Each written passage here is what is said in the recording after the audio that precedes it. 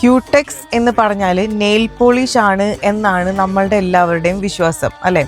എന്നാൽ ഈ ക്യൂടെക്സ് എന്ന് പറയുന്നത് അത് നെയിൽ പോളിഷ് അല്ല. ക്യൂടെക്സ് എന്ന് പറയുന്നത് നെയിൽ പോളിഷിൻ്റെ ഒരു ബ്രാൻഡാണ് ഈ ക്യൂടെക്സ്. ക്യൂടെക്സ് എന്ന് പറയുന്ന ബ്രാൻഡ് ഒരുപാട് നെയിൽ കെയർ പ്രോഡക്ട്സ് സെൽ ചെയ്യുന്നുണ്ട്. നെയിൽ പോളിഷ് ഉണ്ട്, നെയിൽ പോളിഷ് റിമൂവർ ഉണ്ട്, ക്യൂട്ടിക്കിൾ റിമൂവർ ഉണ്ട്.